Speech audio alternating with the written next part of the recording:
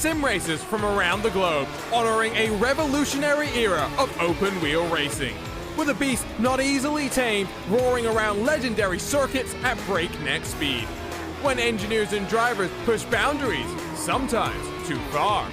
When heroes muscled roaring beasts wheel to wheel around the hallowed ground. A time when the only driver aids were his 2 feet, the perfect combination of man, machine, and speed. Experience the competition and the glory of early 80s IndyCar action. The Lionheart Retro Series, presented by Next Level Racing, starts now.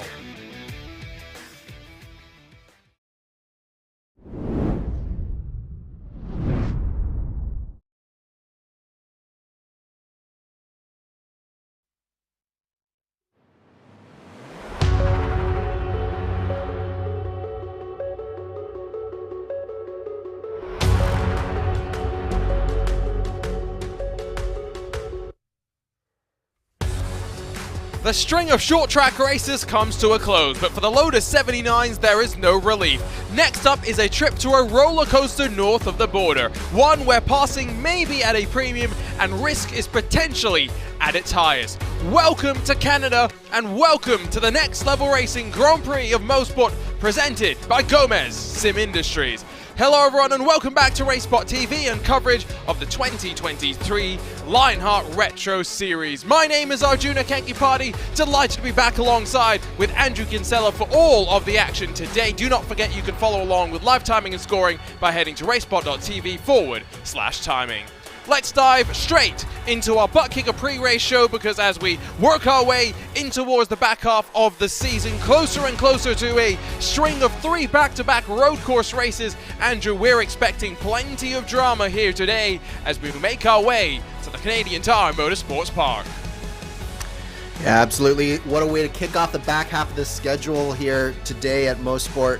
And then it doesn't get any easier for any of these drivers, does it? With Barber and Phillip Island up next as well. So this is a very, very difficult beginning to the back half of the schedule. But I suspect that we're going to have a knockdown, drag-out fight to the end here, because we've got a number of different drivers in contention for that championship. And of course, when we head to Auto Club, it presents an opportunity for anyone, if it is still close, to spring a surprise if anyone ends up in trouble. That's the look at the Next Level Racing schedule. Let's run you down through the Next Level Racing drivers' standings, where Sean Campbell starting to build up an advantage, yes, over Phil Krause and Michael O'Brien, but Phil Krause has won 5 of 7 races so far in the, rather 5 of the last 7 races. That's a string that may come to a close. David Suwa in close company, as well as Mike Razmas, the defending champion, ultimately less than 100 points through the top 5.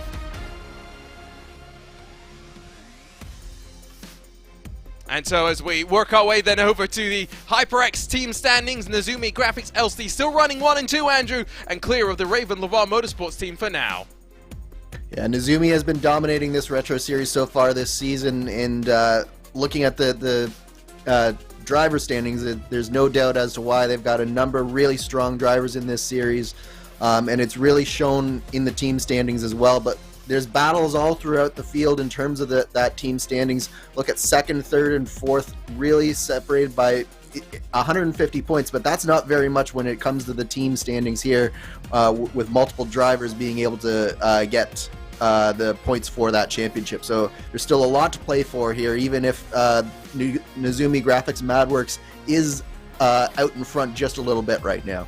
So as we take a look at the butt kicker rookie standings, it's as you'd expect with Phil Krause and Sean Campbell, quote-unquote rookies in 2023. Sam Fontaine, Matt Wagner, and Christopher Hill, 3rd, 4th, and 5th, and effectively what is a fight behind the 2 standout drivers in the overall championship, but plenty of attention to be placed onto those rookies, no doubt. The Gomez Sim Industry Series details see us head into Season 7 of this Lionheart Retro Series, the 10th year of the Lionheart Racing Series. We're campaigning in the Lotus 79 custom fixed setups built by the Majors Garage, all as the drivers fight for their share of $3,600 in cash and prizes. 2 of our Triple Crowns are down, just 1 left to go to close out the season in the pursuit of Mike Razmas and Madworks, the series and team championships. And as that means we can take a look at the arena event details, it's as Andrew, we head to a track that you'll be able to tell us a lot more about. For only the 3rd time these Lotus 79s get ready to go. Yes, we're up in my neck of the woods here, north of the border in southern Ontario. And what a picturesque track it is. Lots of undulation, really difficult. It's an old school type of track with an old school car. So I think that it's going to be really fun to watch here today. Notable event stats to take from the last two races that we've had here, both in Season 3 and Season 4. Only 3 drivers have led laps, none of whom are in the race tonight, and so that means we're going to potentially see some drivers have their chance to lead laps here for the very first time. Pole position, though, has locked down HyperX victory lane. Good strategy, see that streak come to an end with fuel windows potentially being relatively close, but the racing here not always at its closest. The largest margin of victory, 29.3 seconds in Season 3. It wasn't as close in Season 4, rather it was closer in Season 4 when Sage Karam came out on top. It's about 2.5 miles, just under 4 kilometers, Andrew. The elevation not told through the track map. Talk us through the Canadian Tire Motorsports Park. The track map doesn't quite do this track justice because it doesn't take into account all the elevation change going from the top of the Andretti straightaway all the way down into that double apex blind off-camber combination that is Moss at the other end of the track. And in between, there's long sweepers, there's tight corners coming onto the short start-finish line. It's just a unique track basically in the world at this point, and it's a throwback to some of the best racing that happened in the 60s and 70s, so I can't wait to see what these Lotus 79s do here on it today. And so as the drivers get themselves ready to go in the pre-race qualifying session, it's time to take a look at our coverage of the sponsors that make this all possible, starting with HyperX. The Lionheart Racing Series is powered by HyperX, makers of premier gaming gear like the legendary ultra-comfortable Cloud line of gaming headsets. Whatever you play, however you play, HyperX knows we're all gamers. For more information on HyperX products, visit hyperx.com. Next Level Racing is an industry-leading cockpit and motion simulator manufacturer devoted to creating the most immersive experience possible for the global sim racing community. Take your racing to the next level and visit nextlevelracing.com. You're passionate about sim racing, but it always feels a little flat compared to the feeling of driving a real car. Now you can actually feel what it's like to drive a race car. Butt-kicker haptic hardware and software are easy to install and let you feel every bump in the track, slip of your tire, and engine redline. The tactile feedback is so accurate and realistic, you'll be driving faster and having more fun than ever before. Visit thebuttkicker.com to learn more. If you think sim racing is thrilling, try getting behind the wheel of a real race car. The BMW M4 GT4 experience at the BMW Performance Driving School in Thermal, California puts you in the cockpit of one of BMW's fastest cars, complete with roll cage and racing slicks. You'll get fitted with a racing suit, practice pit stops, and lap their track with pro instructors. Nothing virtual about their thrills. To book your M4 GT4 experience, call or visit the links on screen. Gomez Sim Industries are makers of high-end esports equipment and controls, precision built using nothing but the best materials available today. Passion and handmade craftsmanship drive each made-to-order build, creating a driving experience like no other. Visit GomezSimIndustries.com. Arena is an all-new esports streaming experience driven by real-time interactions between gamers and their communities. Arena brings live broadcast fan engagement to the next level. Get involved and make a difference on arena.tv. From simple logos to full branding for your company. Virtual designs to liveries raced by Indy 500 champions. Graphics offers the finest quality with a wide range of design services. Visit graphicsesports.com to learn more. The drivers get 10 minutes and 4 laps with which to work around this Canadian Tire Motorsports Park, but as we know with these tires, Andrew, it's that 4th lap potentially that could be the quickest with the bias-ply tires and the fuel burning off. Yes, particularly with how short the lap here is, you definitely want to burn as much fuel and heat your tires up as much as you possibly can on those first 3 laps. And then it's a pressure cooker. The pressure is on that 4th lap. You have to nail that lap to get the most speed and to get as high a position as you can in qualifying, because as we've seen, qualifying is tremendously important here at Mosport. You need to have a good starting position in order to have a good finishing position here. There are some drivers that I think have high expectations of pole position. Michael O'Brien was on pole position the last time we were racing on a road course over at Mount Fuji, and he'll head to the line and be one of the first drivers to put a lap time onto the board. It's only 4th fastest for him. Tyler Graf currently with a 1:08.5, sits as the fastest driver in the session. In terms of weather conditions, Andrew, clear skies, no cloud cover at all, with which the drivers to get any sort of respite from. 44 degrees down on the track. Yeah, 44 and climbing, I suspect, as well. Because look at that in-sim time is 12:38 p.m., so we are getting right into the hottest part of the day as well. So the clear skies, as you say, no respite from that sun that's going to be beating down on the track. And once you get 20-odd drivers circulating out there as well, those track temperatures are going to skyrocket. Phil Kraus slides his way up into the 6th position, but in terms of times, I think we are expecting them to tumble. O'Brien is 1.7 off the pace of Tyler Graf's provisional benchmark, and Graf in a very similar area of the track. The drivers get the track to themselves, no draft to play with, no dirty air to contend with either, and no Formula One style silliness to play with. It's going to be Tyler Graf kicking up some dirt through the final corner, runs his way to the line and goes slightly slower. Michael O'Brien, though, finds some improvement and goes to the top. Yeah, nice lap there from Michael O'Brien, but as we say, he's not done yet, and it's going to be the 4th lap that's going to be the best. So it's all about building the trust in the car, building the tires up, building the fuel up, and it's all in preparation for that 4th lap. Here's our championship leader. Sean Campbell's going to do a first lap of a 120 and wiggles his tires, just showing us that he's building himself up with almost half the session left to run. Chris Fowler currently sits in 3rd. A 2nd splits the top 10, and you were telling me, Andrew, just before we got started, just how much rear downforce we have, just how much you're thinking the draft's going to keep these cars close in the race. Yeah, it's a bit of a change in philosophy in terms of the setup for this track than what we saw at Fuji, where the rear of the car was slipping and sliding everywhere. In this case, we've got a lot more rear downforce, a little bit higher rake as well, which means that it's still got the good turn in. So it's going to create a lot of drafting possibilities down that long end ready straightaway. So it's going to be interesting to see if we get a little bit more lead changes and a little bit more position swapping here with this setup. Michael O'Brien didn't improve on the 3rd lap. David Sirois 2nd, 2/10 off, trying to climb maybe into the 107s. It's another just preparation lap there. Sean Campbell still setting up on his 2nd lap. He really looks like he might only offer 1 or 2 flying laps. It's a risky strategy. It might be one that's worth playing out. Phil Kraus currently sits down in the 17th spot, so we've got plenty of our championship drivers a little bit mixed up right now.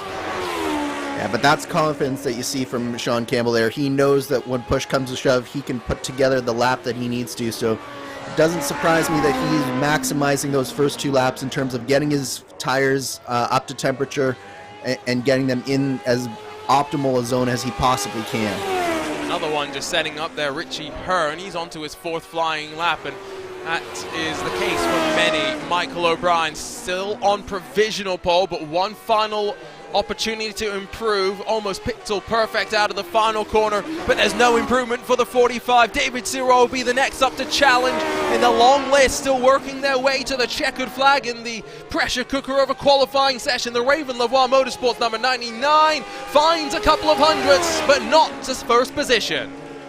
Yeah, not quite enough from David Sirois. I think he'll be a little bit disappointed given how fast he looked in the practice session before this race, but at the same time, if you're starting in those first 3 rows, I think you've got a really good shot at it. I think we do have plenty of drivers still have some improvement with which to find. Valenzuela's up to 10th. Hardin has jumped up into the top 16, bumped out by Sean Campbell on his 1st attempt, who goes up to 8th. Matt Telder, who joins us for his very 1st attempt in a Lionheart Retro Series race, is going to start at most in 22nd position. Let's ride on board with Sean Campbell as he works his way through the middle sector. Will be the final car to set a lap time, and in through turn 5, the corner that Sterling Moss suggested some changes to. Let's see how brave he'll be.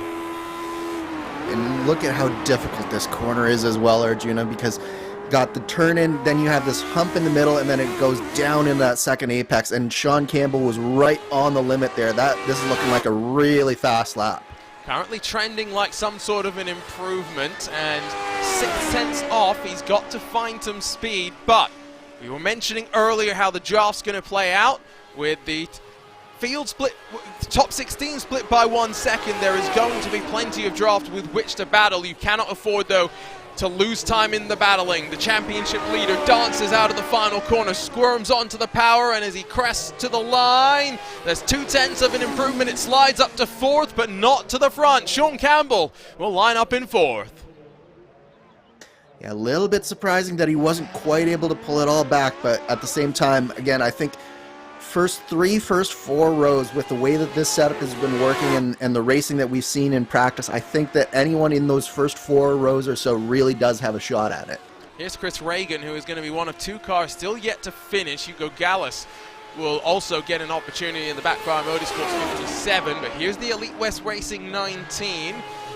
It's the run through the S's. It's a tricky complex with which to battle side by side. I have no doubt we will see some of that over the course of our 51 laps today. There is no improvement from Chris Reagan. Andrew speculating the track conditions may just be rising. The Backfire Motorsports car bounces to the line, and it's a 109.7 to beat. It's a 110, another struggling to improve. Yeah, it's interesting seeing that the improvement wasn't quite coming at the end of that session there for a number of drivers. I think that sometimes you just know that you're under that pressure, under the gun there to perform, and small mistakes in this car really compound over the course of a lap around here, because this track is so momentum based. So if you mess up early on in a lap here, it can just compound corner after corner. See there that the track conditions not actually rising. The wind also relatively calm, which, given that we have a fair amount of downforce, might not necessarily have been too much of a concern for the drivers. They have 30 seconds with which to get some practice laps in. Phil Kraus is doing that right now. Andrew, 25 laps. That's the expected fuel window. 51, the race distance. There may be some drivers that might gamble on a one-stop. I know you might be one that would think about that. Yes, if I was racing today, I would certainly be looking to try and get that that 26 lap window that that you think that somebody could stretch it out to. This is a difficult place to save a whole ton of fuel at, because there's not a lot of deep braking zones to allow you to have that coast phase, but I think it's possible, so it'll be interesting to see if anyone goes for that one-stop strategy. Michael O'Brien goes back-to-back on the road courses in terms of pole positions. It's also going to be the 13th of his Lionheart Retro Series career. Ready to rumble then for the Next Level Racing Grand Prix of Mosport, presented by Gomez Sim Industries. Let's run you down through today's butt kicker starting grid. The Nizumi Graphics LC Madworks 45 once again gets ready to punch the throttle and get us underway. He'll have David Sirra alongside in the Raven LeVar Motorsports number 99, while Chris Fowler backs up the teammate inside of the championship leader Sean Campbell on row number 2. Tyler Graf is inside of his teammate Mike Rasmas, the defending champion, sharing the 3rd row, while back in 7th. The new colors for Matt Taylor in that Nizumi Graphics LC Madworks number 8. Phil Kraus, late noticed sort of a join for him. Not much practice, but able to get within half a second of pole. David Rodriguez and then Richie Hearn round out our top 10. Alex Guillon inside of Cristobal Valenzuela, 11th and 12th positions, while Sam Fontaine, hopefully not unlucky 13th. He'll have Sam Ryman for company in the 40 Raceware SRT contingent. Craig Forsyth, Bruno Miranda 15th and 16th, with Ricky Hardin starting inside of Chris Stouffer, 1.3 seconds splitting the front 9 rows. Drew White, then Hugo Gallas 19th and 20th spots, with Chris Reagan alongside today's rookie Matt Telder joining us for the very first time. Jimbo Pfeiffer and then Matt Wagner 23rd and 24th positions. That's going to be the field that gets ready to go. They're stacked up behind the pace car, have a full formation lap with which to work, and it gives us plenty of time to run you down through today's featured onboard cameras. Starting up toward the front, where the Raven LeVar Motorsports car of David Suar is going to ride with HyperX. Whatever you play, however you play, HyperX knows we're all gamers, and HyperX is always ready to game. His teammate Alex Guillon will also be riding with HyperX. He's waiting just behind there in the Next Level Racing onboard camera. Take your racing to the next level. Visit nextlevelracing.com. Chris Fowler's hoping he's not cursed. Arena's watching with him. A new streaming experience for esports has come, and get involved and make a difference on arena.tv. And last but not least, Tyler Graf rides with Gomez Sim Industries, makers of high-end esports equipment and controls. Visit GomezSimIndustries.com. 51 laps thrown onto the board. Andrew, some tension in the air. Yeah, this is the time where the trepidation starts to set in, particularly at a track like this. Very, very short front straightaway. You know, a very tricky first sequence of corners here. Particularly that turn 2, turn 3 complex has claimed a number of drivers on the first lap. So I think that all of these drivers are just hoping and praying that they get through this first couple of laps unscathed and then just see where it all shakes out from there. In terms of how the tires are going to play out, we have of course had that slight change that even though bias ply tires designed to go full race distances, we've seen some drivers go and be changing tires even on road courses. What should we expect there? What should we think about with these warm track conditions? Yeah, I think it'll be really interesting to see what choices these drivers make, particularly when considering not only the tires but also the fuel as well. If you go for the one-stop strategy, do you want to change tires? And conversely, if you're doing the two stops, maybe you put off changing the tires until the end. Maybe you do it on the first stop. There's a number of different options in front of these drivers, and I'm not sure that any of them really know what's going to be the fastest. For our championship leader, Sean Campbell, is fourth maybe not the worst place to be. We're talking about potential fuel saving. Seems like you might be able to sit back there and ride for the vast majority of the opening part of the race. Yeah, definitely a possibility, and certainly someone like Sean Campbell or Phil Kraus would be top of my list of drivers who might be doing that fuel saving.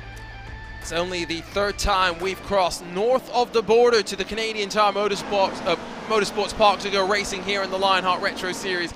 And it comes at potentially a pivotal point in the championship. Once again, Michael O'Brien, 13th pole position in his Lionheart Retro Series career. He gets ready to pick up the throttle. Competition, commitment, excitement. This is the start of the Next Level Racing Grand Prix of Mosport presented by Gomez Sim Industries. A great start there from O'Brien, who leads David Sirrah through the opening corner. Top 6 almost getting single filed out and now funneling down the hill in towards turn number 2. The dirty air starts to play its games. The cold tires start to come into effect as well. But no drivers seemingly want to play too aggressively. All single filed through the 24 machines.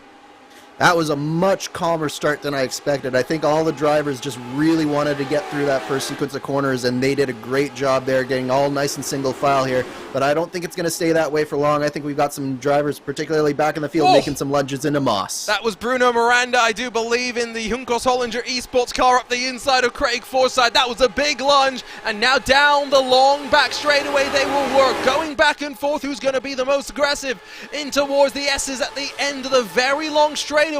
Michael O'Brien still leads though from David Sirrah as we get ready to close out the opening lap. He still leads, but there's not a lot of separation at the top of this field. It's a nice long train of drivers here, so I wonder if there's fuel saving, but I also wonder how much this draft is coming into play and is going to keep this train of cars going, because it's not just a couple of drivers deep. It's 15 or 16 in a draft train right now, Arjuna. It is basically just one long battle pack as we rise up down through Clayton's corner. Turn 2 and 2A. Yeah, we don't need to get into the logic of corner numbers here at the Canadian Tire Motorsports Park, but if we're going to be really pedantic, that was turn 3 Quebec corner. We're down through turn 4. Now, make sense of this. This is 5A. Now we're coming up towards 5B. And now, through the left, it's 5C. Andrew, that makes no sense. I can't really argue with you there. I don't think that 5C is truly a corner, but I will say that 5A and 5B at least kind of make sense, because the way that you have to drive Moss is it's almost one long corner rather than two separate ones. So I will give the course number people that at least. I don't know if I'm going to agree with you there. Why don't we just have one corner number for it then? It will make a lot more sense, because turn 2 should really be one corner if we're being real. That is true. Turn 2 should be one corner. All right, we're just getting into the weeds of corner number confusion here. At least we've got corner names we to deal with. They've very quickly settled into single file formation, and Michael O'Brien with the fastest lap last time by. Not really seeing too much of a contending. Ooh, I think Phil Kraus had a bit of a bobble, caused a major checkup. Matt Taylor slides through to 7th, Kraus down to 12th. Yeah, that was a big moment for Kraus through Clayton there. I think we definitely need to see a replay of that. I wonder if he caught the grass there coming into the corner, because he was lifting off really early through turn 2 there. It would have been a bit of a scary moment for those behind as well that had to take avoiding action. Here's a look at what happened. And is it clipping the grass on the outside? No, it's clipping the grass on the inside. Yeah, he tried to take all he could on the outside, and then it almost hooked up just a little too well for Kraus here, and it's a blind apex there as he come over that crest, and he just took it way too deep, and look at the avoiding action from Matt Taylor there. That's pretty remarkable. Kraus still having to battle, now past Valenzuela to at least get back up to 11th spot, but 4 positions down initially from where he started. Now only 3, still plenty of work to do. It means a bit of a separation has formed, and you can see there the defending champion Mike Razmas 6 and 6, the last car in the leading pack. I was going to say that's probably the biggest consequence of that was not anyone going out of the race, but it was this big gap that we have between Razmas and Taylor, 3.5 seconds at this point. So that's going to be very, very difficult for the likes of Taylor, Hearn, Rodriguez, Guyon, and Kraus to overcome that. They've got to make sure they don't fight too much with one another, and they will be trying to track the lap times of those up towards the front. That was not the only incident from the opening stages of the race, by the way. Hugo Gallas was also involved in his own moment of drama. He is down in 4th position, and now as Drew White is stricken in the middle of the track, he is up to 23rd. White back to pit lane and becomes the first casualty of the race. Unfortunate there for Drew White. We'll have to get a replay of what happened with him there. But he was actually looking forward to this race in the paddock before the race, so definitely unfortunate circumstances for him to be the first retirement potentially. So look at what happened first to Hugo Gallas. It's in through turn 3 where it initially starts to happen. He gets alongside, I believe that is with Drew White in the 15, and just never really turns into the corner, slams the right sides initially, and then fortunately doesn't spring back into the path of anyone else. He just got spooked a little bit, didn't he there, Arjuna? It was like he wasn't quite sure where Drew White was alongside of him and just forgot to turn in to turn 4 there. It's so easy to do, and now Drew White at the very same complex, we can pick up what happened to him. He's got the rookie Matt Telder behind, and it's on power trying to get out of the corner that he spins around, and the number 2 of Matt Wagner almost collects him. Yeah, that was some very hairy moments there for the drivers right behind him. It's so difficult when you're going that slowly to properly react. It's almost natural to follow into the spinning car in front of you. I'm not quite sure why Drew towed there, if I'm being honest. It didn't seem like he had any real damage. Maybe just not feeling the balance of the car, not just fighting and trains up towards the front, by the way. There is action all the way through. This is almost down into the top 15 where the likes of Chris Reagan, Chris Stouffer, all mixed up as they just continue to ride up towards the front. Sean Campbell, championship leader, still sitting in that position.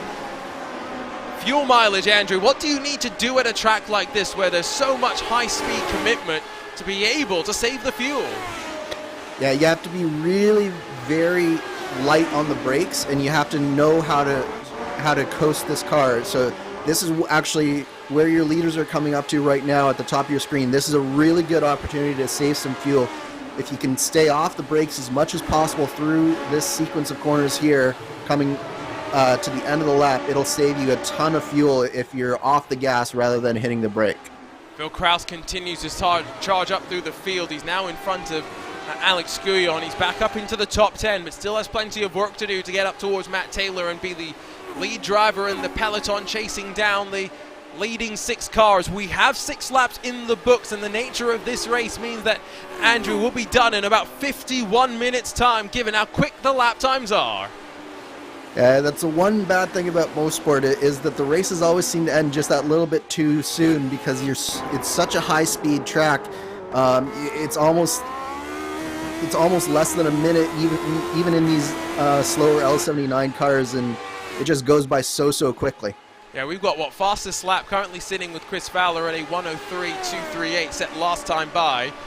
The lap record here is, at least last time I checked and wrote this down in my very old notes, a 104.094 by Dindo Capello in an Audi R10. That was back in 2008, so we are definitely competing up against some top-level prototype machines. Phil Kraus continues to operate like a bit of a machine, now past David Rodriguez to 9th.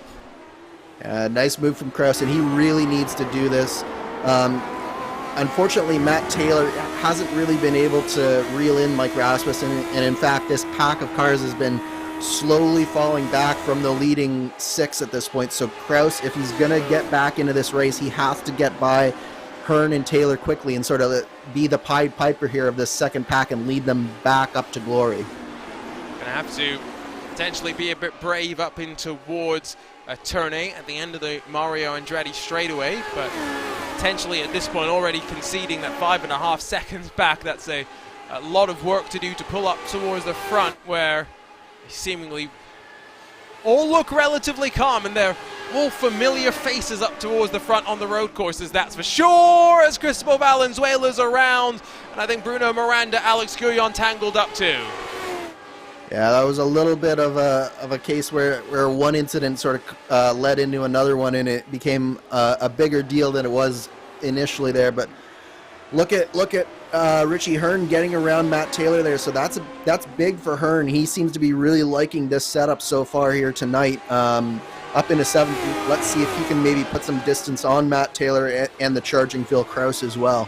That gap's almost 6 seconds now, though, and so you surely think too much work for Richie Hearn to be able to close. Here's a look at the replay down bottom, and it's just Guyon and Valenzuela getting tangled up, and then poor Bruno Miranda comes onto the scene of the incident and has nowhere to go.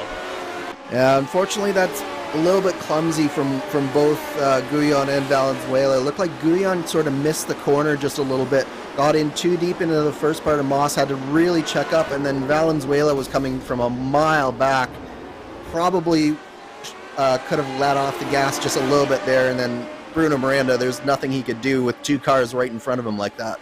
And unfortunately, I think that means a couple more cars down on pit lane. Phil Kraus pulls out of the draft alongside with Matt Taylor, and now up into 8th position on the hunt of the back of Richie Hearn. We're definitely seeing that the passes are possible, and I think it goes to show just how much it is to Michael O'Brien's detriment that he is leading the race right now. Mike Rasmussen goes fastest with a 108.2. Oh, big incident, and that Campbell. is humongous. Chris Fowler tangled up. Sean Campbell, the championship leader, is down on pit lane.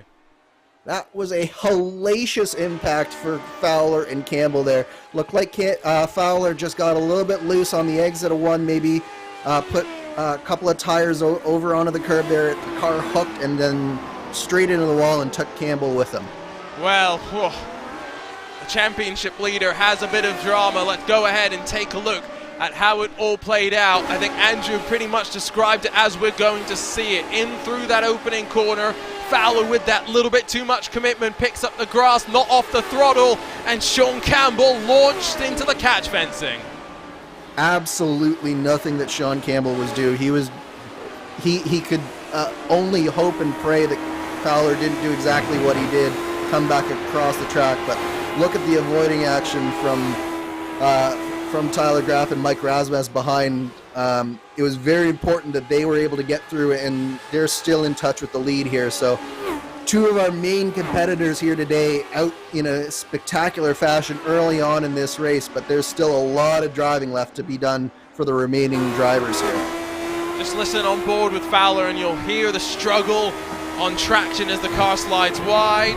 You see him trying to feather it, but there's just no time really to bring him back under control, and well, that's the scene as Sean Campbell slides down in towards that second corner.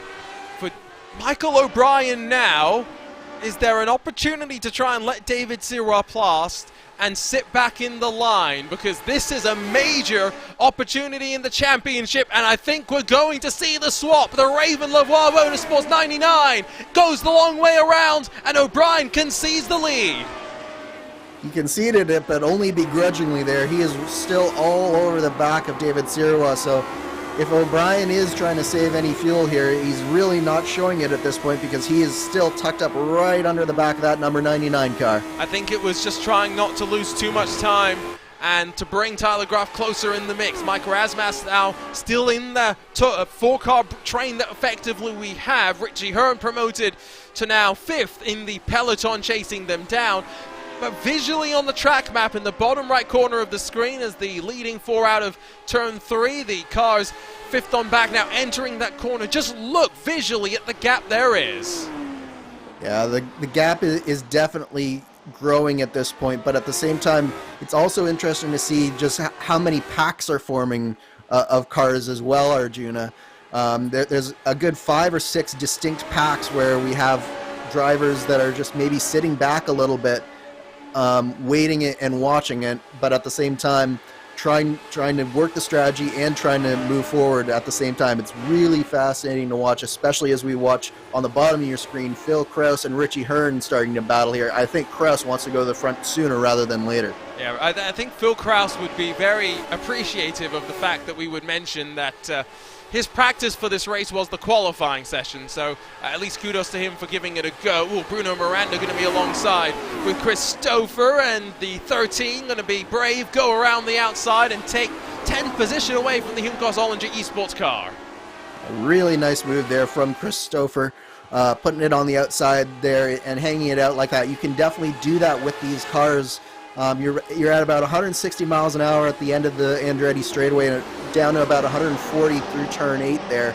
So it's definitely the long way around, but you can make that car stick like you saw Chris Stouffer do. We're only 12 laps into this race, almost getting ready to complete the 13th, which would be halfway through what we think is a 26-lap fuel window that would take you potentially to the end of a one-stop strategy. David Ziral leads now, Michael O'Brien in second, but surely Tyler Graf, Mike Rasmus are in the best position possible. Rasmus is starting to lose the draft though and in danger of being dropped by those in front. Oh, Matt Telder's first race in the Retro Series has at least seen him end off in the wall at least once. Yeah, and it's at Moss Corner again, which it's so easy to do, and this car is not easy to get around Moss Corner. You lose all the downforce from the ground effects when you go that slowly around a corner, so you have to nail the entry to that corner or else it's very easy to go off. There was actually a couple of cars off there. Who was that going off before him? I believe that's Sam Fontaine in the 22, so 2 of the SRT40 racewear cars having issues. We'll see what happened to Telder, and then also see, well, it's pretty similar. It's just it ends worse for Telder with the left rear in the wall. Telder went in there just a little bit hotter than Fontaine did, and he lost the rear end as soon as he crossed over there, and that rear end does not look happy on the rookie's car, so it'll be a very difficult rest of the evening for Matt Telder there. These cars can get some damage repair, but it does take some time on the pit lane and not necessarily something you want to sit and do. David Sirwell's looking like he might break away. 8/10 clear or so at the line. O'Brien maybe in the fuel-saving mindset, struggling to hold the draft. Well, I'll tell you what, Tyler Graf has really started to turn up the wick here. Not last time by, but the time before, he put in the fastest lap of the race, and he is all over the back of his Nizumi Graphics stablemate. They're not quite on the same team, but they are part of the same stable, same organization, so it'll be interesting to see if there's maybe a little bit of cooperation between the two teams, or as we see them going through Moss there. You can see how high a commitment level you have to have through there, and that's a great, great shot of just how difficult it is to get through that corner well, as you saw Michael O'Brien dancing the car through the middle of that corner. Bit of a four-wheel drift there, and now potentially lap traffic to contend with just up the road. That's Hugo Gallas in the 57 Backfire Motorsports car. Richie Hearn's going to be passed by Phil Kraus for that 5th spot, and now with a margin of 7.5 seconds, Phil Kraus will set his sights forward as Chris Stouffer sliding backwards to 13th spot in the 13. I think that might have been a little bit of an issue on the power down for Chris Stouffer coming out of Moss there.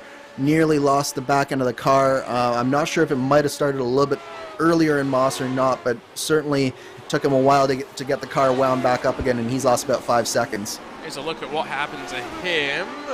Bit, hesitant on the entry and then just way too aggressive on the exit and keeps it just out of the wall. Yeah, when you mess up the middle of Moss and you go in a little bit deeper, you're so tempted to try and get back to throttle as quickly as you can to mitigate your losses down in the long end ready straightaway. But you can't get back too early or else you just spin up the rear tires, and that's exactly what happened to Christopher. Meanwhile, back up towards the front, almost 16 laps into this race. David Sirwa now almost 1.2 clear. And Tyler Graf looking increasingly hungry. The Kiwi Michael O'Brien looking increasingly like he's maybe losing a bit of the tires in these warm track conditions. We were saying that maybe it would get warmer, Andrew. You were right. 2 degrees warmer than the last time we checked in as David Sirwa punches in another fastest lap, and this one's a 107.9. Yeah, we're out of the 108s now for fastest lap, and David Sirwa is just setting a blistering pace out there. I think there's no doubt about it that David Sirwa is going for a 2-stop strategy here. There's no way that he's fuel saving at this pace. I'm not sure what I feel about this, Andrew. It's tough because we know that they can get 24-25. The question is, can they get that 26, and can they do it in a way that actually allows them to stay in contact? Because the other thing that comes into play at a track like Mosport is that this is a very, very short pit lane. So the pit lane delta that you have to get around here is really not that much. So if you're losing half a second a lap, it might actually be faster to do a 2-stop. Exactly, and that's why when you also look on the track map, the gaps that we have, there may be some pockets with which the drivers up towards the front can deposit themselves if they want to come in at the 24-lap mark. Sirwa, a 3rd fastest lap in a row. It's a 107.796. He just continues to turn the wick up, and no one can respond. The fastest lap last time by inside of the top 10. Other than that, a 108.149 from Razmas. Sometimes when you have a car that works well for you and you're in a groove, you just get that zone of concentration in, and you can just put in lap after lap, just like, oh no, that is Tyler Graf making a mistake through Moss. He pushed, and he pushed just that little bit too far. Tyler Graf spins and now drops closer to Phil Kraus, but still potentially in 4th. But with tires that will be screaming in agony. Moss catches another one out as a victim, and just the overcommitment there on entry. Was it a clip of the curb as well? I think a clip of the curb and probably carrying about 10 miles an hour, too much speed through there, just trying to put the pressure on Michael O'Brien in front of him. You can see he gets in really, really deep, but he just always had just that little bit too much speed, and the rear end came around, maybe a little bit of rear lock as well. Well, we talked at the start about the commitment. David Sirwa not punching in a fastest lap last time by, but getting within 0.04 of the previous one. This is to your point, when you feel the balance of the car so perfectly as a driver, these are those laps where you just continue to feel like you can't make a mistake. Yeah, and they're also the laps that you have to take advantage of. So to see David Sirwa just pushing like this, it's definitely definitely the time that he needs to do this, especially because I genuinely do not think that he is going to try and do a 1-stop. He is definitely going for 2 here. There could also be the component of potential damage. Sean Campbell saying that he may have got some damage on the entry into turn 5 at Moss Corner before the incident that we saw with him, and so that might be something to factor in. Phil Kraus might be struggling with that now. Last lap was a 192.13. He gets passed by Richie Hearn, now back in 6th. Yeah, and you definitely can tell that Kraus isn't very comfortable in the car right now, and it's not producing the speed that we're normally associating with Phil Kraus. And normally turn 1 is much closer to flat than that, so I think we got a little bit of damage going on here with Phil Kraus that you might be highlighting here. I'm pretty sure it's the right front. Just the way that the top part of it, the part that's closest to us, doesn't look the same as on the left, but that could also just be the trick of the perspective. I'm not sure exactly what it is, but it definitely doesn't seem to be comfortable. Phil Oh, in front of Phil Kraus, Richie Hearn almost slid his way through Moss Corner. I do think we're going to see some potential tyre changes as well, which maybe factors even better though, Andrew. You talk about a short pit lane. Maybe a one-stop strategy means you spend less overall time changing things. That is true as well, Arjuna. So, geez, there are just so many different factors into this race as David Sirwa posts another 107.7. So he hasn't just turned up the wick, he has turned it up full volume at this point. Mike Rasmas has joined him in the 107.9 club though, so at least he has been able to tuck in below the 108 barrier. 20 laps complete, only maybe 4 away from a pit lane visit. If you're doing a two-stop, you do have a bit of flexibility, I guess, on if you want to come down a bit earlier and if you find a window to slot into. You do and you don't, as Michael O'Brien makes a mess out of Moss Corner there on screen, but you do and you don't, Arjuna, because in this car you really want to maximize your time on low fuel. So what you want to do to maximize a two-stop strategy here is you want to go as long as you possibly can on this first stint where they're required to have a certain amount of fuel in the tank to start the race. Then I would split the second stint in half so that you have as low amount of fuel as you can for as long as you possibly can. That's another fastest lap from David Sirwa.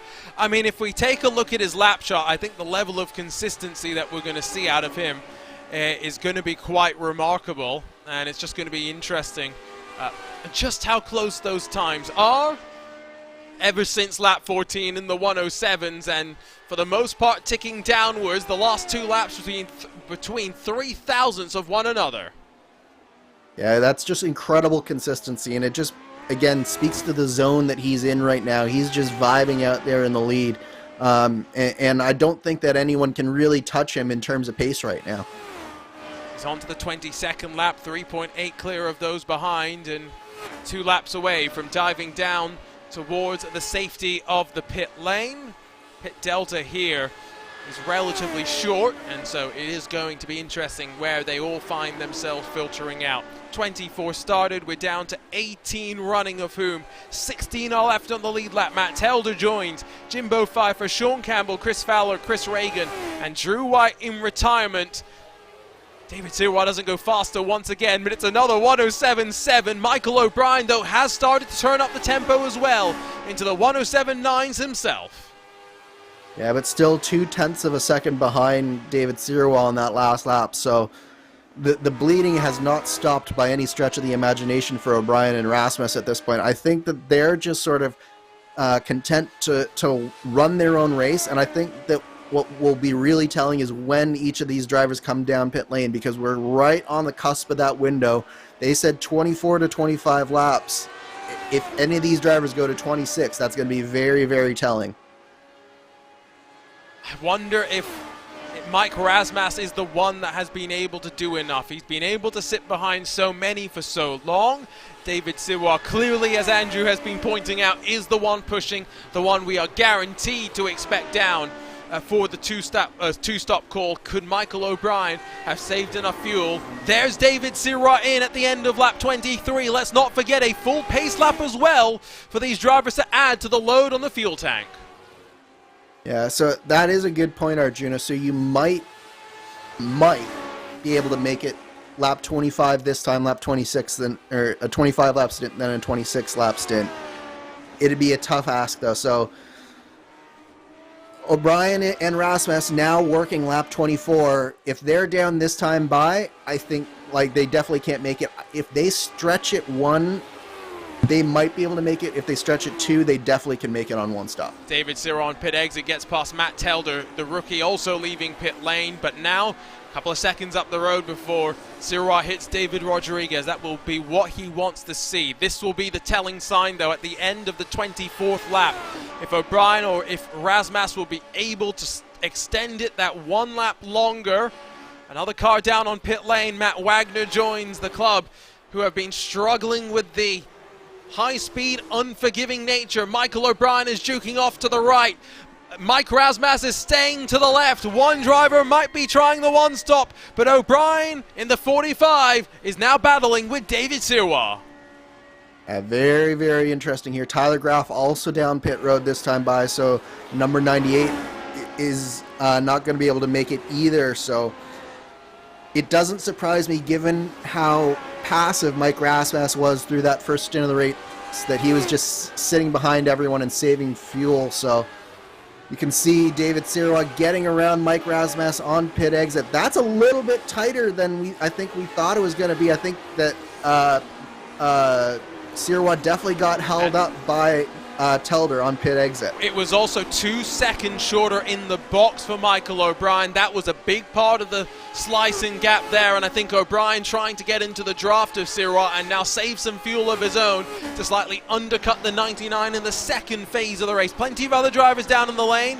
You have Richie Hearn, Craig Forsyth, Ricky Hardin, and Bruno Miranda making their first visits down towards the safety of the box. Here comes Mike Rasmus, though, has made it 25. I think the question will still be, is this about setting up a shorter second stop, Andrew, or is it about going to the end of the race? Well, we're about to find out, because if it's going to the end of the race, then he's going to take every ounce of fuel that he can. But if it's for 2 shorter second stints, then he is going to take a much shorter stop and maybe even come out in the lead here. So this is all what it comes down to. It's a very short stop for Mike Rasmus, so he is going 2 as well, and this is going to be very close on pit exit. Well, it's already David Sirois and O'Brien passed, but the interesting thing, Matt Taylor and David Rodriguez have gone on to the 26th lap, so they have committed, you would think, to a one-stop strategy. How's that going to play, though? They're about to get passed by the leaders as they come down to pit lane. I'm not sure that strategy's working out in their favor for the win. It might get them, though, a potential top 5 finish. Yeah, I was going to say they needed to be a lot farther ahead of David Sirois at this point than they are, because they basically, this would be the order, and so they can only lose about 2 seconds or 3 seconds in Matt Taylor's case to David Sirois over the entire next section or next half of the race. So we both know how fast David Sirois is going, so I don't think that's happening. But look at O'Brien. I think the lower fuel is really helping O'Brien gain back that pace. And you mentioned that 2 second difference between their pit stops. So that means that Sirois on heavier fuel, O'Brien's on lighter fuel, and the pace is showing now for O'Brien. You're not seeing Rasmus close just yet, though, and so he is going to have to slide into line and save a bit of fuel of his own. We're now halfway through this race. Taylor and Rodriguez have made their way down to the box. They're going to drop themselves outside of the top 5. Matt Taylor very sideways on the pit exit. It's an 11.2 second stop for him. It's 9.1 for Rodriguez, interestingly, so a bit of difference there in terms of, I think, how they're going to play out this back half of the race. We still have 3, though, within 1 second at the front as we head down the Mario Andretti straightaway, and Michael O'Brien has already got a great exit, has got enough draft to poke to the outside and run his way the long way around into the race lead. This is such an important move for Michael O'Brien. He has to get it sealed, and he does get it sealed on that Andretti straightaway, but it was so important that O'Brien be able to take advantage of his lower fuel level here and not just get around Sirois, but potentially even get a little bit of a gap going. And speaking of lower fuel, look at Mike Rasmus with Sirois and O'Brien fighting as they have. Rasmus right back into the battle for the lead of the race. Back in the pack, it has started to separate out, not really seeing as much close fighting as we had been watching at the start, and as mentioned, the number of retirees continues to rack up. Matt Taylor back down on pit lane, might be joining a handful of drivers in either not watching on YouTube as Sean Campbell headed off to bed to fix his sleep schedule. Don't blame him there. He'll join us in a couple of weeks' time as we make our way through 3 consecutive road races. It's a hefty amount of attrition so far. David Sirois now continuing to feel the effects of the slightly heavier fuel load. It's Mike Rasmus, the defending champion, that once again goes to the outside the long way around and wins some draw from Michael O'Brien. Takes second away from the 99. Real nice move there from Rasmus. Again, very important to take advantage of this lower fuel level. And for Sirois, he's just got to be hanging on here. Of course, he will have lower fuel at the end of the race as well. So this all comes around eventually. But for right now, if O'Brien and Rasmus can really open up the gap, maybe even break the draft here, that's going to be really important for the end of the race, because it's going to force David Sirwa to drive the wheels off the car to try and get back around them. There is the potential that David Sirwa may be suffering from the same damage that Phil Krause has been working through, but not necessarily seeing it from the outside. Oh, speak of the devil, Sean Campbell's back and saying he wants to check on the retirements. I will say that we were predicting what level of retirement would happen before the race, and I was closer to a half and you were closer to a quarter, and I think I might be a little bit more accurate than you at this rate. Well, if it holds right now, I think, yeah, no, but yes, you're very close. Sean Campbell's heading back out there because, as he rightly points out, you never know what you might need in terms of points. And he has the chance to be able to climb back in not just to the top 20, but maybe even into the top 15 if attrition continues to play his way. That is what sometimes you need to do in a championship that could be this tight, heading into a wild card of a championship decider like Auto Club. Absolutely. Every point counts. We've seen it time and time again in the Lionheart series, no matter which series, whether it was the Open Wheel series, Retro series, or the Sports Car series. It is so important to maximize points at every opportunity, and when fortune befalls you, you have to find a way to get back out there and make whatever you can out of the day that you have in front of you. And obviously it was not Sean Campbell's fault that he was by the wayside of this race, but if he can get even a few more points, it'll pay off at season's end. Well, unfortunately, he has gotten the message, too much damage, we're done. That's not a good thing, and so unfortunately, I think Sean Campbell confirmed in the retiree club. We are the racing in upstate, north of the border here at the Canadian Tire Motorsports Park for the Next Level Racing Grand Prix of Mosport, presented by Gomez Sim Industries. One pit stop down, one to go for most of the field. It's still Michael O'Brien that leads, but with Rasmus and Sirwa hunting him down. Don't go anywhere on RaceSpotTV. The run to the checkered flag coming up next.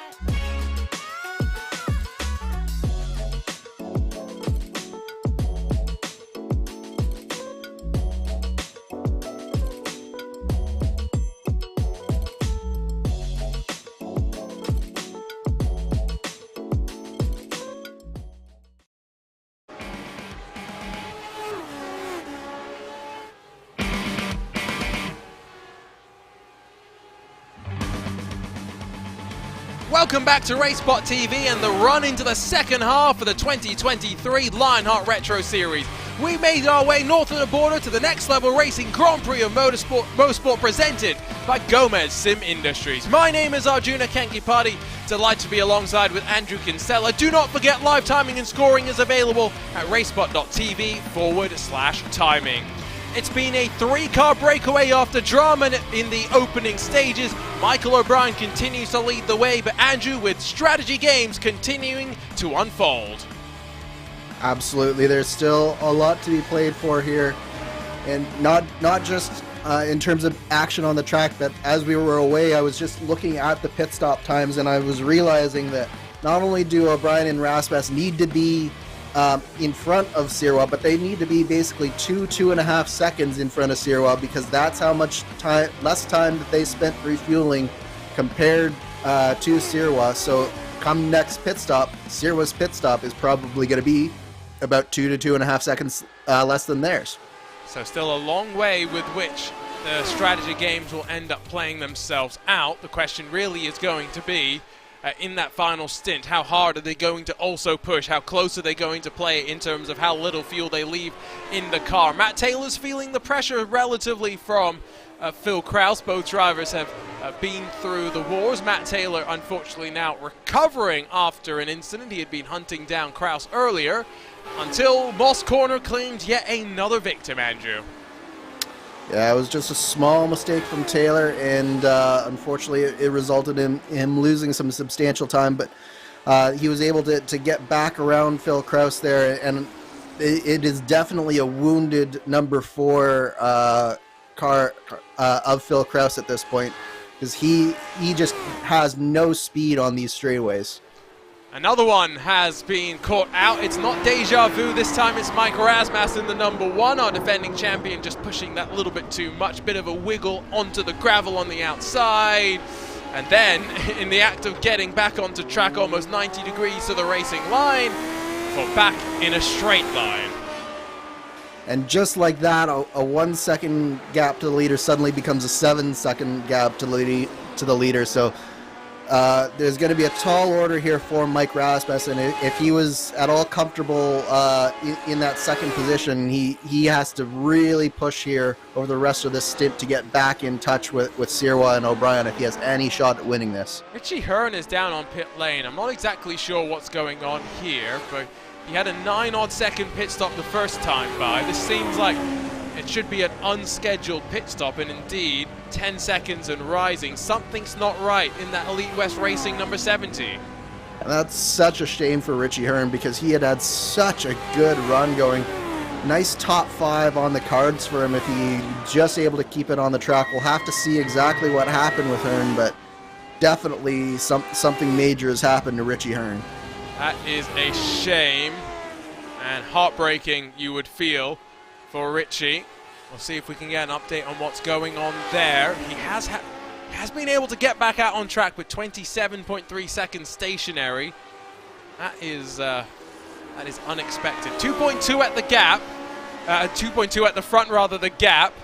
So holding relatively steady for David Sirwa. This will be what he would like to see, but now the problem is Michael O'Brien's the one punching in the 107s rather than David Sirwa, and when it comes to low fuel, Michael O'Brien is going to potentially spend more time at low fuel at this stint of the race. David Sirwa is going to potentially now have to make it up come the very last stint. Yeah, exactly. It's robbing Peter to pay Paul at this point. So O'Brien needs to build up this gap as much as he possibly can, because not only is he going to have to stop for just that little bit longer than Sirwa, but you also have to consider that he's going to have to put more fuel in at this next stop, so he's going to spend a little bit more time on that higher fuel level again. So it all is this sort of yo-yo effect with these cars and the way these tires work. So it's going to produce some really interesting strategy permutations here as well. I said that Mike Rasmus had to turn up the wick. He has done so, Arjun. Oh. That's the first 107.6 that we've seen this race. 7,000th under the bracket, but yes, it counts, and he's only within 4 seconds now of David Sirwa. I would not discount him from a potential top 2 finish. Ricky Harding gets in front of David Rodriguez. That's a 10th position gain in that number 7 machine. You see those movers and shakers on the left. There's not that many double-digit gainers today to be quite an interesting stat. No, and Ricky Harding being the biggest gainer, what that goes to show you is just how important it is to stay off of those concrete walls here at Mosport. it's a track that's very unforgiving in terms of the runoff and making errors, and it's caught out so many different drivers, but Harden has definitely been one where he has kept it between the lines really, really nicely, and it's paying off for him with a solid 7th place run so far. Michael O'Brien is down on pit lane, so that was a short 13-lap run. And now he is actually going to spend a decent amount of time at full fuel as well. Are there going to be tires put on at this time? No, there will not. Hopefully not going to be a 27.3 second stop like Richie Hearn. Indeed, no, it's another 6.5 second stop, and therefore probably another 13 laps to the end. Might have some traffic to contend with, not ideal for the 45. Yeah, so you'll remember way back when I was describing what I would do with the strategy, Michael O'Brien has basically done exactly what I was suggesting, which he has split this second stint basically in half. So he's going to go 13 and 14, so close enough to halfway, and that for me is going to maximize his time on the lowest fuel level possible. Whereas Sirwa, I'm expecting he's probably going to go all the way up to maybe 8, 7, maybe even 6 to go here. And it is then also going to mean that David Sirwa can be a little bit more confident in exactly how much fuel he is going to need if he's been pushing to the end. That's commitment on the entry from the defending champion. It's not going to see him necessarily challenge O'Brien come pit exit, but you can definitely tell he's not giving anything up. Neither is Christopher, but he's now having to give up some time to slot behind his 40 Racewear SRT teammate in Sam Ryman. Yeah, I think that was coming out of Quebec there for Christopher. It's another corner where it's sort of deceptive, where you enter the corner and then you have to get back to the throttle really early.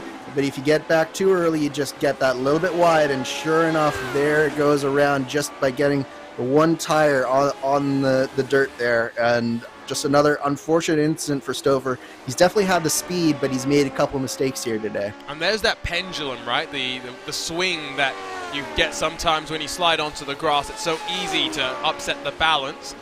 And Stover at least fortunate to stay out of the walls. David Sirwa now leads from Tyler Graf as we wait for those two to head down towards the pit lane.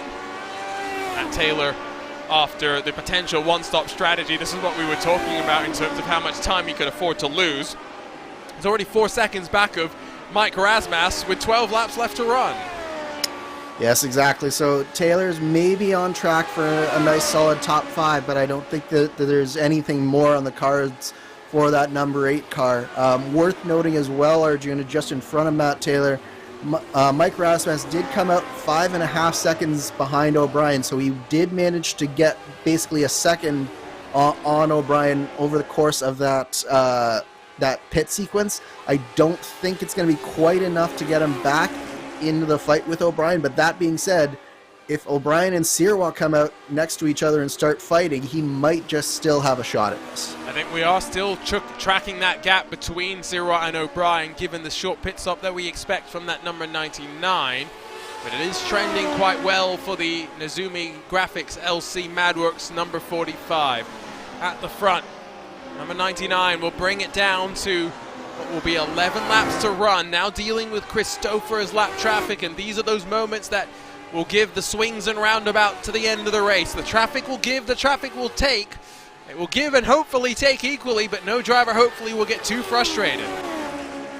Yeah, this is certainly not the same traffic fest that we saw when the sports car series came here. The traffic's been much more well behaved, and obviously the speed disparity between the drivers here is much different than the speed disparity we saw between the classes in the sports car series. So overall, I don't think that the traffic is going to be too much of a factor, but you never know where a 10th here or a 10th there can contribute in a what I expect to be as tight a gap as Sirwa and O'Brien are going to have here.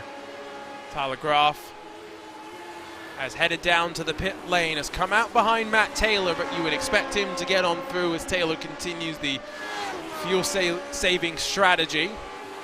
How hard can he afford to push given the close numbers with which to work? So under 10 to go then for Sirwa. And as you mentioned earlier, Andrew, as well, these cars run best when they are light on fuel. You get the most out of them. And so Sirwa still not yet into the 107s. Will be looking to hopefully start to bring the lap times down. Yes, of course he did have to get around Christopher there, so I think a more representative lap time is on the way here on this next lap in terms of what Sirwa is capable of. I would expect this next lap to certainly be within the 107s if he has any shot at getting back to Michael O'Brien.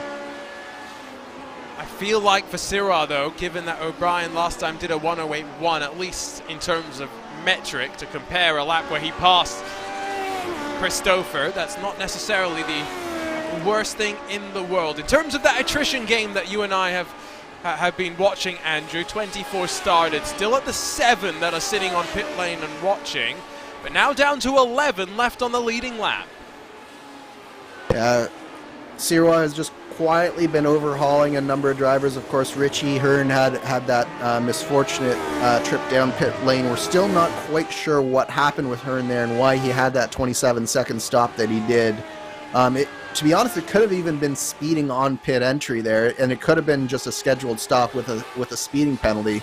I guess we didn't really consider that as a possibility.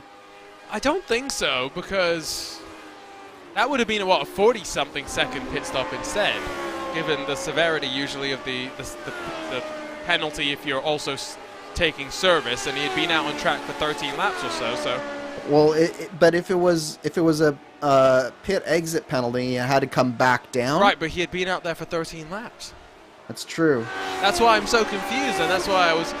Maybe there were things outside the rig that he had to take care of as well. Now down though to 9 to go. Still Tyler Groff unable to get past Matt Taylor. I've been keeping an eye on the gap, and if anything, Tyler Groff losing some ground to the car in front. Yeah, Tyler's just still got he basically doesn't have a tire advantage right now, or a fuel advantage, because they're both on their sort of race-ending fuel at this point. So for Graff, it's got to be done on speed, and he's got to basically just use the draft and just try and find a way past that number 8 of Matt Taylor. But Matt Taylor is not necessarily an easy driver to pass, particularly when he sees the end of the race in sight. He knows how to defend, and he knows how to save fuel while defending. So it's going to be very interesting to see if Tyler Graff can actually find a way past that number 8 car. Matt Taylor's not struggling with damage like Phil Krause's, and he's just lost a spot to Ricky Harden in the 7. Krause down now to 7th spot, but at least with the minimal practice that he's had, the damage that he's dealing with, I think he'll be relatively happy with the damage limitation that he has had here today. O'Brien down in towards turn 5, one of just a few cars who have not made a mistake up here at Moss Corner. Just look at the tidiness through 5B, then onto the power and on towards the Mario Andretti straightaway. David Sirwa is going on to a 21st lap. He is continuing to push the issue here. And the lap time this time a 108.1. He's still not into the 107s in the second phase of the race. Yeah, of course he did come around Sam Ryman on that last lap there, but at the same time, I've been looking at the numbers, and I just don't think that he's going to be able to come out in front of O'Brien here. It's a 20-second gap right now between David Sirwa and Michael O'Brien. I think that his total lane time will be in the range of 21.5 to 22 seconds. And if that is the case, I think that he's probably going to come out a second to a second and a half behind David Sirwa.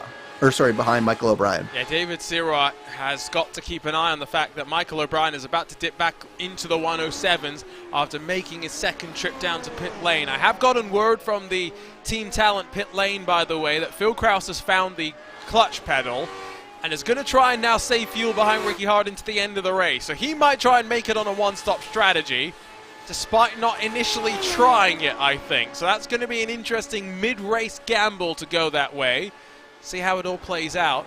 David Sirwa, though, still out there and trying to make the most of things. 108.098 last time by. These are not slow lap times. That's the crazy thing, Andrew. We're talking about it like David's going slowly. Well, compared to what he was doing at the end of the first stint, he is, to a certain extent, going a little bit slower than we were expecting him to go at this point. And I think it's also just slightly slower than what he needs to be going at this point in order to find a way past Michael O'Brien. That being said, I do expect him to come out within touching distance of O'Brien, but I think it's going to be probably about a second, maybe as much as 2.5 seconds gap if it stays where it is right now. And of course you've got to first catch, and then you've got to find a way to pass, and with potentially time running down, the laps are definitely ticking away. Can Sirois get within 5 to go before diving to pit lane? Yes, well, relatively. He comes in with exactly now 5 to go as he crosses the line. Question's going to be, where does he fare out compared to Michael O'Brien, who is already working down that Mario Andretti straightaway? This is what it all comes down to for both of these drivers. Can David Sirois take just a splash of fuel needed? It should just be about 2.5, 3 seconds. Ooh, we're up to 5.5 seconds. That's a little bit longer than he needed, and O'Brien is going to be by him. It's going to be not even close, you would think, in terms of the gap, but it's now about the draft and whether Sirois is going to be able to latch onto it. 7/10 and building almost as they exit out of turn number 2, but there is potentially going to be a bit of a fight between the leaders up towards the front. Yeah, he's still within a shouting distance, so David Sirois did just barely enough there. He was 23.6 seconds on pit lane, and he's come out about a half a second back of Michael O'Brien. So I think where he made up his time was on a very aggressive pit entry there. But he has done just enough here to put himself within shouting distance. But it's all down to mano a mano, Michael O'Brien versus David Sirois. 5 to go here. They got traffic once again. That's Christopher just in front at the end of the straight. The interesting thing, though, is Michael O'Brien about 245 kilometers an hour. David Sirois was doing about 253, not that much greater in sitting in the drafts. Stouffer down to pit lane, pulls out of danger. We're into the final now, 4 laps to run. We have seen a swap. Tyler Graf is finally past Matt Taylor. And Tyler will definitely be enjoying the clean air that is now in front of him. I don't think that he has any hope of catching Mike Rasmussen, though, so the focus for Graf will just be no mistakes here to the end and keeping Matt Taylor at bay for the rest of this race, as both of them are definitely good to the end at this point. But I think all of the eyes right now have to be at the front of the field with Michael O'Brien and David Sirois.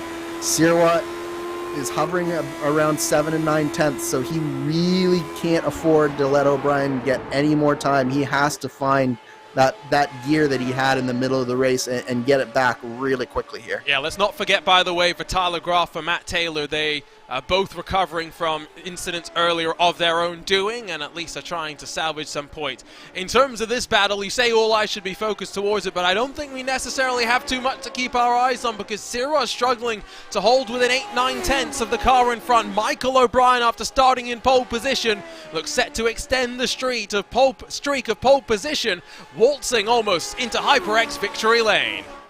It was 800ths of a second between the two. Michael O'Brien was 800ths of a second quicker than David Sirois, so the gap is fluctuating depending on where they are on track. The issue for Sirois, though, is that time is quickly running out. He needs to get sort of back into that draft bubble and really be able to use the full force of the draft down the Andretti straightaway, and it has to happen either this lap or the next lap if he's going to have any hope of passing O'Brien on that final lap of the race. Once again, within a second as they ride down the long back straightaway, but it is with lap time still favoring Michael O'Brien. He was 100th quicker or so, rather 900ths quicker the last time by, and the streak that just continues to build. Still have a couple of drivers that might have to make trips to pit lane. Craig Forsyth is on the 24th lap of the run. Sam Ryman on the 23rd lap of the run, both getting very close to the end of the fuel window with just a couple of laps still left to go. Might be some more traffic for your leaders to navigate through. That's Hugo Gallas in the Backfire Motorsports 57. He's going to be trying to get up to 16th as Christopher has retired from the race. Unfortunate for Christopher there. We'll have to see exactly what happened, but this is really important for O'Brien. He has to get by Gallas, and Gallas does let him by, but I think he did block O'Brien just a little bit in terms of speed. And is that going to be the opening for Sirois? It has to be, but I just don't think that it was open enough. It has actually, if anything, given more speed to Michael O'Brien. The gap, the biggest that has ever been, with now just 1 lap to go. It's going to have to come down to a mistake for Michael O'Brien, who has played this back half of the race, I think, the way that we thought he should, Andrew. After leading for so long, after the incidents behind, he slotted into second, saved some fuel, waited for David Sirois to break away, and then Michael O'Brien ran his strategy. White flag, 1 lap to run. I mean, it was the ideal strategy that I talked about earlier on in the race, and O'Brien executed it to perfection, and you saw what having that lower fuel could do. Look at that fast lap from Mike Rasmus, though. He just continues to show that he could have been up towards the mix. That is, what, 3 tenths quicker than anything else we have seen here today, and that benchmark was laid down by Mike Rasmus. Unbelievable lap there. That was just one of those, like, if I hadn't made that mistake, think of what Mike Rasmus could have done in this battle with Sirois and O'Brien at the end. It would have made it very, very interesting. And of course, it all comes in a race where the championship leader, Sean Campbell, is watching on in the YouTube chat rather than out there on track after drama at the start of the race.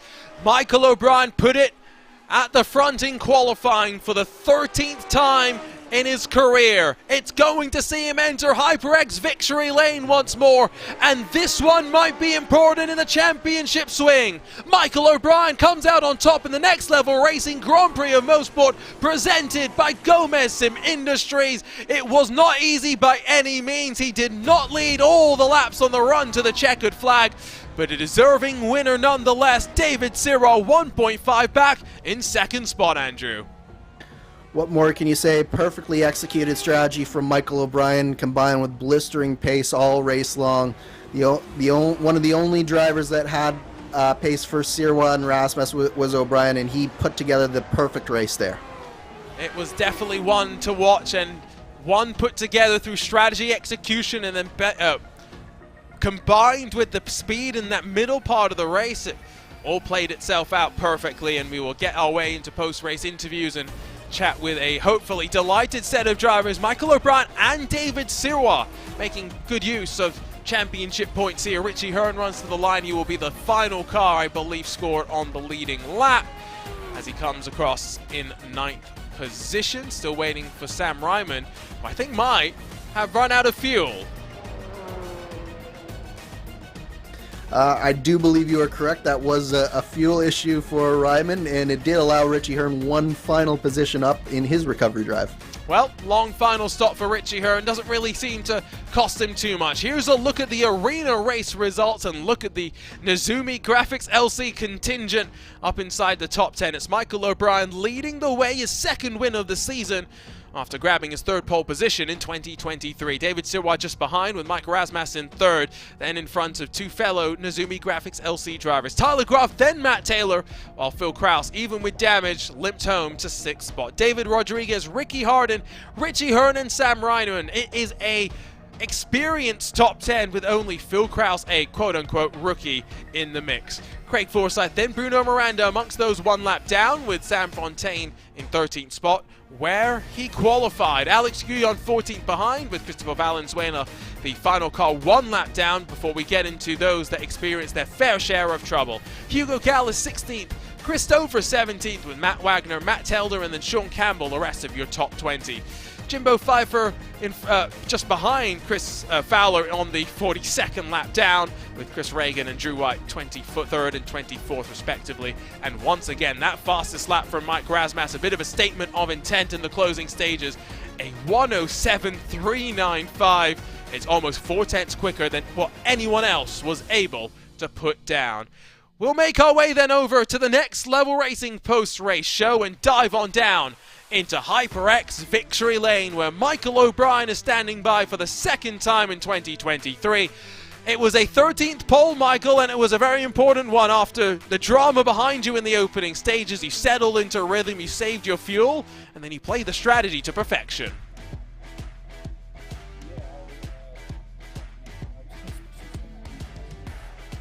There was definitely a fuel save strat. I wasn't on. I saved a little bit just to try and save some pit time, but I thought Sean probably would have made the fuel strat work, but I'm not entirely sure what happened to him. I weirdly got some front wing damage between turn 2 and 3, and it was costing me about a tenth down the straight. But man, David was fast. I thought he had me in that last stop. I'm not quite sure how I came out a second ahead. It did seem like a few drivers were having issues with that front wing potentially getting some damage. It's a high-speed, high-commitment track and the start of 3 consecutive road races, Michael. Up next is Barber. Very similar sort of a nature in terms of its commitment. Maybe more technical, though, I would argue. I'm actually not sure I've ever done a race at Barber before, so that'll be fun. Well, I'm glad that we're going to get to change that, and of course after that Phillip Island before we head back over to the ovals. The second half of the season though underway, you close the gap in the championship. How are you feeling heading into this next 12 races running into 2024? Yeah, I think Phil might be done for the season for just personal reasons, and Sean, to beat Sean, realistically I'm not going to beat him on straight pace, so just got to keep up the consistency really. Well, it's your second win of the year. Michael, congratulations. We'll see you in a couple of weeks' time over at Barber. Thanks, guys. Has never done a race at the Barber Motorsports Park. That is quite interesting. We'll see how he gets on at the Alabama roller coaster. David Sirwa, though, was pushing him all the way to the end. And David, unfortunately not the victory, but talk us through the strategy and how you were thinking things after what was a blistering end to the first run on fuel. Hi, that was short. Congratulations to Michael, he did a very good race. I pushed hard all race. It was so fun to drive, the car is amazing. And I knew my fuel strategy was maybe not optimal, but I tried it, and 2 seconds from my first win, it was close. It was close indeed. Did you have any damage though? That was something that a couple of the drivers were talking about, especially with just how committed you are on the entry into turn number 5. Yeah, I had a message from my spotter that my wing was damaged, but I didn't feel I was losing time. Interesting. Well, we're over to Barbara next. Michael says he's never raced there. Have you got any experience of that track? Yeah, a bit, but it was a long time ago, so it's a tricky track, but I'm sure it will be fun with the Lotus 79. It sounds like we're going to have a few drivers learning it for maybe the first time, or in your case, David relearning it. Congratulations on second. We'll see you over at Barber. Thank you, and thanks to you guys are doing a fantastic job. It is an honor and a privilege to be part of this league. I thank George and Alex and La Voix Motorsport, Ancestral Urbain. I'm very happy to be here. Always great to talk to David Siron. We'll make our way to the final step of the podium where Mike Rasmus may have finished in third after a slight issue at Moss Corner, but not without punching in the fastest lap of the race, Mike, with a 1:07.395. Oh, that's really nice. I didn't know. I was hoping. I knew that was pretty quick. It felt pretty quick, so that's good. Yeah, I think I would have been in contention for the win if I didn't make that mistake. But I've been making that mistake all week, so I was hoping not to do it, but sure enough I did. I lost I don't know, I think 7 seconds, and that's about how much I lost the race by.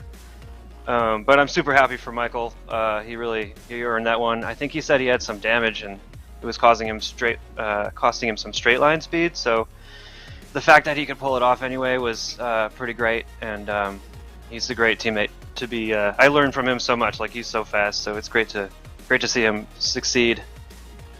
What was it like in that first into the race, riding behind, 5 cars in front and getting all that dirty air, and then seeing all the chaos kick off in front of you? Yeah, the dirty air was pretty terrible, which I didn't really... I knew it would be bad, but then I finally got into clean air around, the second stint or something, and I was like, oh, this is so much different, it's so much faster. So, yeah, I was just hanging out. I couldn't really catch up to them either, so I wish I could say I was really saving, but I was kind of driving 95%. I really couldn't, I don't know, just my driving style. I think I was saving the tires. I wasn't trying to push too hard, and it's so easy to run the left front off for this track if you just sit in someone's dirty air all the time. So I didn't want to take tires during the stop, and I was more concerned about that and hopefully aiming for a top 5 or so. So yeah, when all the chaos happened, I was hoping to get through it. I didn't really lift. I just kind of drove through the hole, and that worked out. And yeah, the podium's about as good as I could have expected. for myself this week. Well, congratulations on third, Mike. We'll see you at Barber in a couple of weeks' time. Thanks, bud. Always great to chat with our defending champion, Mike Rasmussen. That wraps up our post-race interviews, and like we talked about with a couple of the drivers, it's going to be an interesting one up next, Andrew, as we make our way to a track that I've had my fair share of races at, and a lot of them have not gone well. That spider is never a welcoming sight, I feel. I think it's just a matter of opinion, because I love Barber. It's such a technical track. The challenge certainly doesn't get any easier for any of these drivers. I will say there is a little bit more runoff at Barber, so there might be a little bit less attrition over the course of the race, but at the same time, the track is so technical, so challenging, and it should be really interesting to see what these Lotus 79s make of it, because it's sort of the opposite of Mosport, where it's that more modern facility built for the more modern car, and taking these older cars on it should be a very interesting experience. And of course, it just means that as we get through this next couple of road course races, we'll see, I think, a couple of familiar names up towards the front. Of course, after that, Michigan, Laguna Seca, Milwaukee, Imola. We start to mix and match things a little bit more once again, Andrew, and drivers bouncing back and forth between speedway and road courses.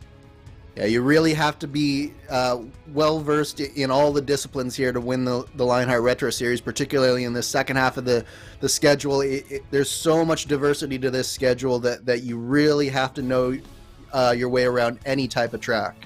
And so as we wrap things up here from the Canadian Tire Motorsports Park, boy, what a trip it was north of the border. Hopefully not for the final time, because it is only the third time in 7 years we brought the Lotus 79s to play here at this fantastic old-school racing facility. Do not forget, so much action here on RaceSpotTV, on the Lionheart Racing Series channels as well, so don't forget to head over to LionheartRacingSeries.com to learn more about the partners and the 3 competitions the sanctioning body puts on. For the team behind the scenes at RaceSpotTV, we thank you so much for joining us. For Andrew Kinsella alongside myself, Arjuna Kenkipati, we'll see you in a couple of weeks' time as we make our way on over to the HyperX Grand Prix of Barber. But out on top here at the Canadian Tire Motorsports Park, it's Michael O'Brien winning the Next Level Racing Grand Prix of Mosport, presented by Gomez Sim Industries.